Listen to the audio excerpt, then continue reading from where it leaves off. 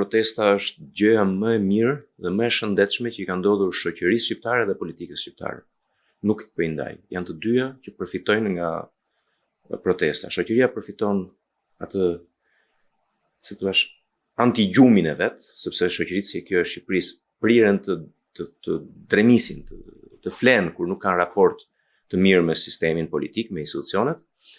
Pra kjo protestë tregoi që shoqëria shqiptare nuk fjeti, nuk ra në gjumë, nuk u bë letargjike. Nga ana tjetër politika, edhe pse reagon në forma të ndryshme, herë me armiqësi, herë me indiferencë e tjera, patjetër që ka një reflektim, por do ketë një reflektim dhe më të madh, sepse do duhet që të ripropozohet një shoqëri tashmë të ndryshuar. Prandaj të dyja, dhe shoqëria dhe politika kanë përfituar më shumë se sa ata që janë atje. Tjetër që është shumë e shëndetshme dhe në kuptimin e pluralitetit. Pra është protesta më plurale që ne kemi në gjithë historinë. Krahasoj deri diku me protestat e 90-91-shit, sepse ato janë shumë pluraliste, brenda kishte nga komunist të zhgënjur apo racional që kuptonin sistemi kishte rënë, deri tek njerëz që kishin nevojtur në përburgje apo në përinternime. Kjo është edhe më pluraliste, sepse sot njerëzit janë edhe më të fragmentuar në idetë e tyre, në mendimet e tyre, dhe kjo si thua shton hapësirën e të bërit politik nesër. Pra, gjëja më shëndetshme dhe më pluraliste që ne kemi në 35 vjet. Kjo është një protestë e njerëzve që nuk kanë një interes imediat. Protestat e militantëve të partive janë që do zoti fitojmë dhe unë zë një vend pune. Pra kanë interes imediat. Këta nuk kanë interes imediat, kryesisht janë shtrese mesme, ndonjëherë dhe mesme e lartë. Pra duke mos pasur interes e bën edhe më të ndershme protestën.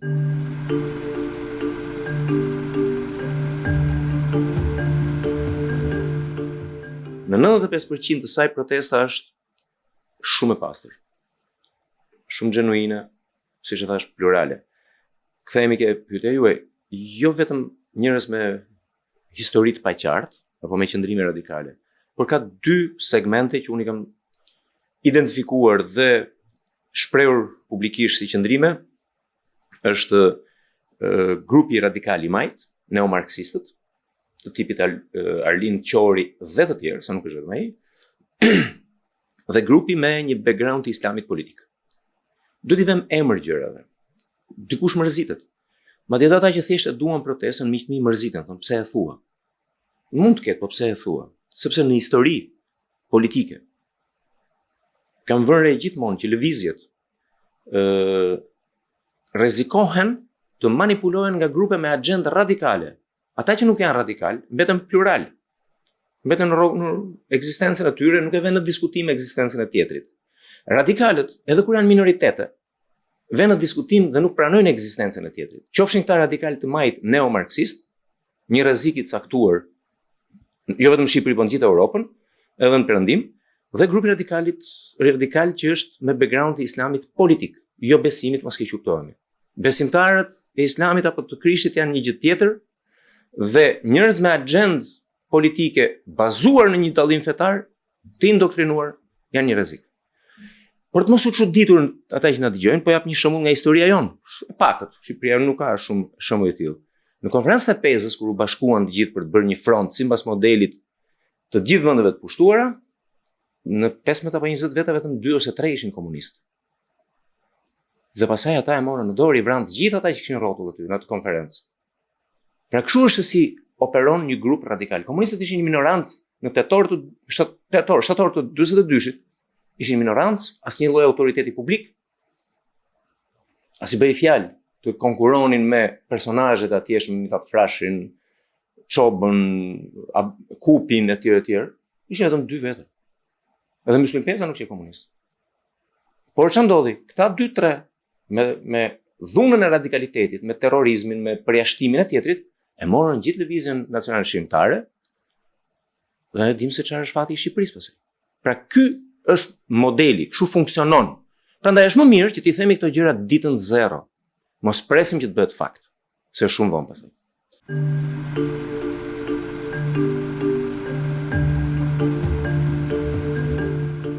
Rama nuk ka më surpriza në komunikim. E njohim prej të paktën si kryeministër prej 13 vjetësh, po në politik aktive, është mbi 20 dhe ca vjet, gati 30, që kur bë ministër në 98-ën, është 28 vjet më shumë, po edhe në jetën publike përpara kësaj ka qenë po ai. Natyrë bullizuese, i gatshëm për, siç i themi, si shpreh i thot sherrit me raba. Po ja përdor me që është i shqetësuar nga influencat e lindjes. Gjithmonë e nis me sherr, gjithmonë e nis me bullizëm reagimin, me bullizoni dhe përfundat me sulme, me njëra dhe pastaj fillon të ndryshon taktik. Përpjekja e tij është për të bërë dallimin sot midis protestuesit me të drejta për të protestuar dhe protestuesve me agjendë, po nuk thot agjendën, po them unë, sepse edhe pse unë jam kundër frymës radikale, qoftë të ekstremit majt, qoftë me origjinë fetare, unë nuk vjen në diskutim ekzistencën e tyre. Ato janë produkte të shoqërisë që do vazhdojnë të ekzistojnë gjithmonë. Unë thjesht paralajmëroj se çfarë thon, dhe unë nuk i quaj ata agjent të një vendi apo një vendi tjetër. Kryeministri nuk po merret me vektorin, me fibrën politike të këtyre grupimeve. Merret me kush i paguan, kush i shtyn. Jam i bindur që Shqipëria shesh ka qenë gjithmonë për çdo lloj agjenture kur ka dashur të bëjë një destabilizim, po kur qeveria mbrohet duke thënë po e bëjnë të huajt për të na destabilizuar, unë të ndahem nga qeveria. Kushdo qoftë ajo. E ka bërë dhe PD-ja në 97-ën. E bëri Greku, e bëri Amerika, e bëri ky, e bëri ai. Jo, problemi është brenda. Se ti mund ta kishe zgjidhur problemin, po marr për krahasim në 97-ën, mund ta kishe zgjidhur problemin duke dhënë dorëheqje. Mund të kishe dëgjuar edhe disa politikanë brenda partisë tënde që të propozuan një tranzicion një vjeçar. Në janar të 97-s, pa ardhur Marsi, po nuk i dëgjove. Pse edhe atëherë agjentura, unë mbajtë një fjalim i gjatë, nga i ndjeri gazetete, shefi i shërbimit informativ kombëtar në atë. Kishin dorë, po, kishin. Po problemin e kishe shkaktuar ti. Humbjen e raportit me popullin e kishe ti dhe ti i bëre dëmin më të madh, qofse e ka ditur X apo Y që në atë kohë kishte agjentura dhe e lejonte që kjo të shkonte përfund. Është më fajtore se ata që nuk e dinin, që ishin popull dhe kishin një hall. Ky kishte hallin e pushtetit, populli kishte hallin e qeverisjes. Mos zgjatem shumë në këtë. Në të njëjtën mënyrë, kryeministri duhet të reflektojë, jo të merret me komunikim, jo të merret me kush është kush. Dikush është i mirë, dikush nuk është i mirë, dikush i paguar, dikush i papaguar. Po mund të jenë të vërteta. Problemi që ngren është i drejtë apo jo? Dhe si do ta zgjidhësh? Dhe nuk po merrem me problemin që ngren, ç'është puna e flamingove. A sa ato bëhet apo s'do bëhet investimi aty brenda standardeve të BE-s, se mund ta bësh atë. Po njerëzit janë aty. Ndoshta nuk e din ku bjen arta. Ndoshta s'kan parë kur në jetë një flamingo me sy. Dhe ndoshta s'kan përshkuar kur atje. Por janë ngritur se qeverisja dha një shembull të bubullitës të mungesës transparencës, arrogancës, personalizimit të institucionit. Ha një drek në jaht me X-in dhe ti vjen me projekt ekonomik strategjik. Ka nevojë për institucione, për procese.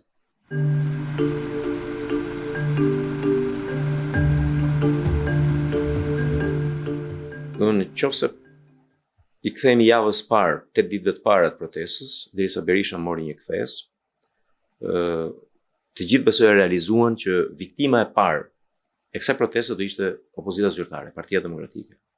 Pse? Sepse në 5 vjet që është përfshirë një luftë të brendshme për pushtet apo kontrollin e pushtetit brenda opozitës, mbajtjen e territoreve brenda opozitës, ka humbur shumë moral, duke akuzuar njëri tjetrin, e humbi moralin. Dhe nuk e kishte më, mund kishte votat, sepse s'kishte një alternativë, por nuk kishte përqyeshmërinë e publikut. Prandaj dhe u rrudh në vota. Dalja e një ngjarje të tillë, natyrisht që i jep njerëzve një zgjim, ajo që thamë çfarë, nuk u përgjumen, nuk u dorëzuan, pati një zgjim, dhe njerëzit menjëherë, si thonë, e drejtuan mbështetjen dhe vëmendjen, madje edhe njerëz nga PD-ja vet. Për njerëz unë e di që kanë qenë komisioner në zgjedhjet tona, miq që kanë qenë gjithmonë rrotull PD-s, pa karrierë, po thjesht njerëz të vendosur të opozitës sotme, i shihen protestë. Dhe thoshin dhe bërtisin të një gjë, njëri në burg, tjetri në burg.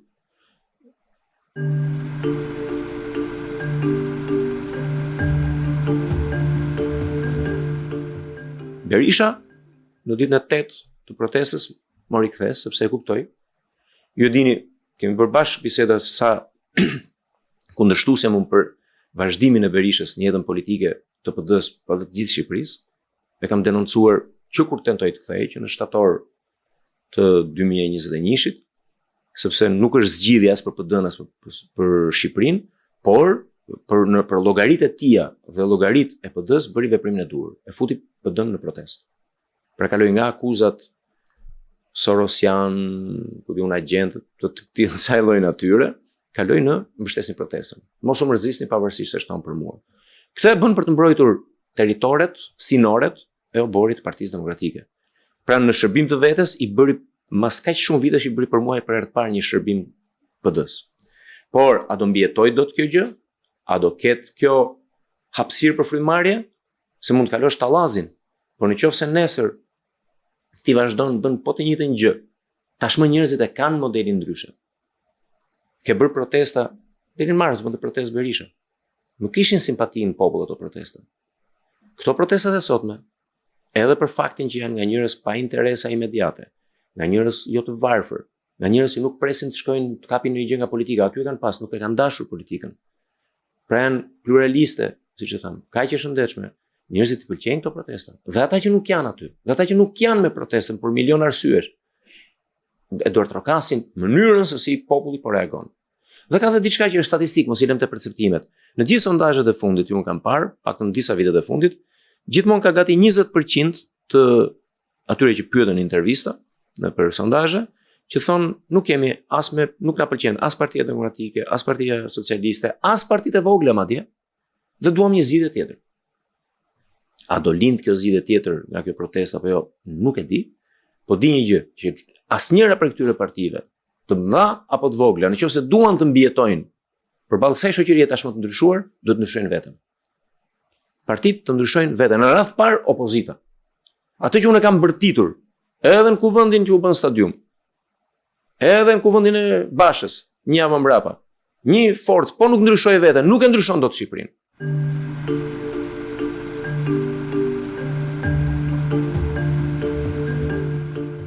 Shumë e bukur për të qenë e vërtet, por nuk ka për të ndodhur, të flasim realizmin politik, nuk ka për të ndodhur sepse Berisha nuk ka dalë nga shtëpia për të bërë një gjë ndryshe nga ajo që di të bëj. Ke gërmuar, ke hulumtuar shumë për sjelljen e Berishës që nga dita zero e kësaj partie. Ke botuar, ke publikuar dhe i di vetë, ke folur me njerëz edhe gjëra që nuk i ke botuar. Sjellja e tij politike kjo është kultura e tij politike. Nuk bën dot ndryshe. S'mund asnjë nga ne të bëjë ndryshe nga ajo çfarë është. Dhe kur ka ndryshuar sistemi, Berisha ka qenë 46-47 vjeç. Jam unë që jam gati moshe, si më thënë, fëmijë i tij në moshë, dhe nuk ndryshoj dot. Secili nga ne që ka pasur një farë moshe deri në 90-ën, mbart në vete të gjitha cenet e një sistemi totalitar. Dhe kjo nuk lejon hapësirë për ndryshim.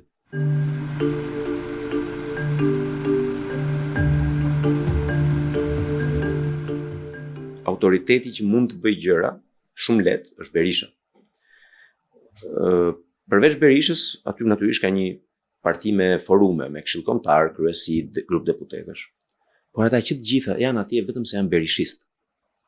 Sepse kanë një raport morboz të smur me Berishën. Ose e adhurojnë, pa e vrarë mendjen pse, pa e hyrë ta shpjegojnë pse, ose janë mirënjohës, sepse mendojnë që nëpërmjet tij u bën ata që u bën. Ata zgjodhen të jenë me Berishën edhe kur Berisha ishte kundër Amerikës. Ata zgjodhen të jenë me Berishën edhe kur Berisha ishte duke luftuar me pjesën tjetër të partisë. Pra Partia Demokratike ajo e vërteta, e kemi biseduar herë tjetër, që për mua ka qenë gjithmonë një martesë e sforcuar mes berishizmit si vazhdimësi e totalitarizmit, bolshevizmit, dhe mozaikut të prurjeve me origjina të ndryshme dhe përfaqësime të ndryshme. Kjo martesë, kur ka funksionuar, ka qenë në paqe, ka dhënë rezultatin më të madh. 92-shi, 2005. Kur kjo nuk ka funksionuar, dhe tashmë unë e shoh në divorc total prej disa vitesh, me pjesën pra që mund të jepte të përdorte energjinë e berishizmit si ajo lokomotiva që ndryshon gjërat, por me një timonier tjetër, me një mendësi tjetër. Kjo gjë aty nuk është më. Ata që janë atje, as e çojnë nëpër mend që të sfidojnë. Ti çfarë presin? E din shumë mirë. Po ata presin, thonë, një ditë nuk do jetë ky më. Dhe kur mos jetë ky më do na ngelet ne. Jo, nuk ka për të ngelur askujt. Sepse ata vetë në këtë periudhë, sidomos ato 3-4 vjet e fundit, kanë humbur çdo identitet politik. Nuk kanë një fjalë politike, nuk kanë një dalje publike që të thonë diçka. Ishin të pazot të kuptonin përpara Berishës se çfarë po i ndodhte me këtë protestë. Unë që ditën e dytë kam bërë debat me miqtë e mi që janë nga njerëzit më të afërt Berishës. E kuptoni çfarë po ndodh apo jo? Dhe kur Berisha e bëri, i kam shkruar në grupin e WhatsApp-it, më në fund pritet të ta bëj ai. Në një parti që është atrofizuar kaq shumë, jo se s'ka njerëz me mend aty.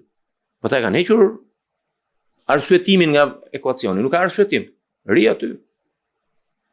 Dhe nuk mos prit nga ata aty që të ketë fiber për të bërë një lëvizje apo një propozim politik. Asnjë.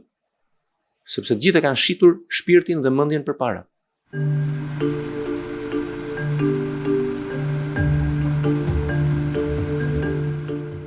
Sepse proceset politike brenda një partie nuk janë një lloj si proceset politike përballë qeverisë. Ti përballë qeverisë shkon dhe proteston, se je qytetar. Edhe mund ta kesh votuar, por shkon proteston. Në parti, do kanalizohesh brenda strukturës partisë. Dhe gjithë struktura e partisë, pa përjashtim, është, si thon, e ka dorëzuar veten te koncepti ri mbrapa Berishës. Dhe nuk funksionon dot partia me se po bëjun 2 takime. Nuk funksionon. Në qoftë se ty elita politike e partisë të ri komplet e fjetur. Ka pirë valium. Në qoftë se gjithë Këshilli Kombëtar nuk reagon askush, as nga kryesia, ka më shumë reagim ke Partia Socialiste, për fat keq. Ndërsa ne që jemi në opozitë, s'kemi çfarë humbim, ne nuk reagojmë. Ja reagoj unë. S'ka marrë në një telefonat nga dikush thotë, "Bardh, ke pas të drejtë, pa ta diskutojmë edhe një herë." S'ke marrë as ti. S'ka thënë njëri, "Lul, ke pas të drejtë kur i ke ngritur shqetësime apo çfarë ke shkruar." Si mund ta zgjidhim? Sapo e diskutojmë këtë gjë, asnjë nga ne të dy nuk do marr asnjë kontakt. Edhe pse mund ta dëgjojnë gjithë. Përkundrazi do thartohen në fytyrë, sepse po i themi një të vërtetë që sa pëlqejnë. Dhe një parti që gëlltit gënjeshtrën e vet, një politikan që gëlltit gënjeshtrën e vet, ka vdekur. Unë do uroja të ndodhte, po nuk ndodh dot nga poshtë lart kjo gjë. Sepse partia ka atë që quajnë kohën e komunizmit centralizmin demokratik. Shpreha më konfuze kur jam qenë i vogël thashë si ka mundësi të jetë decentralizuar dhe demokratike, po ja që qënkë është kjo. Ky është problemi i madh për opozitën. Unë uroj që të ndodhë diçka. Por këto tallaze që ne kaluam, përplasjet nga 2001 mbrapa, i ndan njerëzit në 3 grupe. Një pjesë për arsye të ngjashme si ata i shkojnë mbas Berishës, shkuan mbas Bashës, dhe një pjesë që ndetën në mes. Nuk janë më në parti. Jam unë me letra jam, duhet jem aktualisht edhe formalisht duhet jem antar i Këshillit Kombëtar. Po nuk jam. Sepse totalitarizmi berishist, bolshevik, ka bërë një gjë. Po jenë minorancë, nuk je, zhbëhesh. Mund të jesh fizikisht, po jo si mendim. Askush s'pranon, gjithë refuzojnë. Ky është problemi i madh. Shpresoj, do doja vërtet, sinqerisht do doja vërtet të ndodhte diçka, por për analogji, për të shpjeguar njerëzve se si bëhet. Dhe unë nuk jam nga ata që jap le elitave politikën në mënyrë naive. Dhe se bë ka do të antari thjesht. Por elita ka një përfaqësim, ka një përvojë, ka një strukturë, ka një zë, ka mjete se si mund të flasi. Se këtu po të vi një demokrat i thjesht, askush nuk e ndjek se çfarë interviste bëre. Po të vi një i Këshillit Kombëtar, jo i kryesisë, do ta ndjekin dhe do bëj eko. Për analogji, me ato që ne kemi përballë, Partinë Socialiste, ata ishin shumë të zotë. Në 91-shin të kuptonin që kishin mbaruar epoka e tyre dhe mbasi e kërdisën edhe këdo që foli kundra, u mblodhën në darkë, ikur Ramiz Ali kishte ikur përpara, iku gjithë byroja politike, gjithë komiteti qendror dhe zgjodhën një kupol drejtuese krejtësisht të ndryshme. Të njëjtën gjë bën pak më butë edhe kur iku Nano. Iku Nano, po iku dhe infrastruktura njerëzore, formati i tij politik dhe erdhi Rama. Një parti që ka arritur ta bëjë këto në 80 ca vjet të vetat, ka arritur ta bëjë të paktën 2 herë në 35 vjet të fundit, tregon pjekuri politike dhe formim politik, edukim politik, arsimim politik. Partia nëse ka bërë akoma. Dhe ajo bëhet duke pasur një ekuilibër mes kupolës drejtuese dhe mirëkuptimit bazës. Mirëkuptimi i bazës aty është, kupola drejtuese jo. Se do të sakrifikojnë veten, të ikin, të dorëzojnë mandatet, të kryesisë Këshillit Kombëtar, të vinë thonë, na falni që ju morëm qaf një 4-5 vjet të fundit.